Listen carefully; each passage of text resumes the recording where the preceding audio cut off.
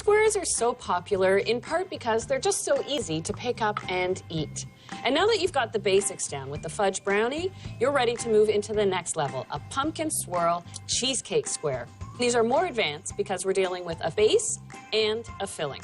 So let's start with the base. It starts with a cup of all-purpose flour. This really is just like making a shortbread cookie. I'll add this to the food processor. Next, a quarter cup of light brown sugar. This is a brown sugar shortbread, a common base for a lot of squares. I have a third of a cup of unsalted butter. The butter is still cool. That way, it doesn't get overworked into the dough. Just a few quick pulses. That's all it takes. Don't expect your shortbread crust to come together like a cookie dough. It actually should look quite dry and crumbly, just like this. That means it's perfectly blended. Now, before I put it in my pan, I want to get my pan ready. This is an 8-inch square. I like to line the pan with parchment paper. It makes it easier to lift out the squares. So I want to line the bottoms and the sides. I have a great tip to do this easily. Flip my pan over, upside down, a piece of parchment cut slightly larger than the square itself. Then, I fold the square into quarters. I put the center point of the square into the center of the pan, and with a pair of scissors, just cut in on an angle till you feel the scissors hit the edge of the pan. Then, we'll flip the pan over, open the square. It drops in easily, lining the pan without any space for filling or crust to leak out the sides. In goes the dry, crumbly crust, and I just use the backs of my fingers, pushing it well into the corners. There we go. This is ready for the oven, 18 minutes at 350, and it'll just turn golden brown around the edges. While that's in the oven, I can take care of the filling. I start with cream cheese, half a block, so 4 ounces, and this has been softened to room temperature. I'm going to add 3/4 of a cup of granulated sugar. Just half a cup first and mix that just to make sure I work out any lumps. There we go.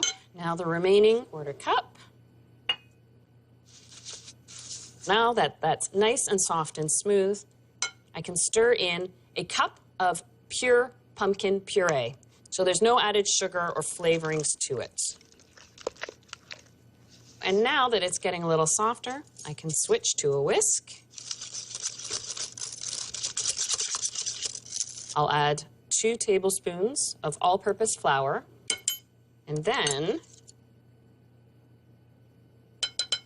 and of course, where would a pumpkin cheesecake square be without a little cinnamon? Half a teaspoon. And the final elements to add, 1 whole egg and 1 egg yolk.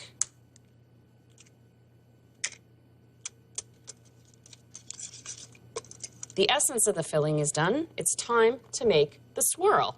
Again, using cream cheese, this time just 2 ounces. I add 1.5 tablespoons of sugar, a little splash of vanilla. The swirl is intended just to be an accent, both visually and on the palate, so no strong flavors here. And then just 1 egg yolk. There we go, perfect, nice and smooth. Now it's time to check on the crust. I can't use that crust hot out of the oven, but I have one here that's fully cooled. And that's a good general rule to remember when making squares. Before you add your filling, make sure your base is cooled completely. Smooth pumpkin cheesecake filling. Spread it evenly to all 4 corners. And then just take a spoon and dollop little spoonfuls of the swirl cream cheese, equally spaced around the square. Then I simply take a bamboo skewer and run through it, spreading the dollops into swirls. Get right to the corners. That way, once you portion this, everybody gets a little bit of a swirl. Now this is ready for the oven, and it bakes for 30 minutes at 350.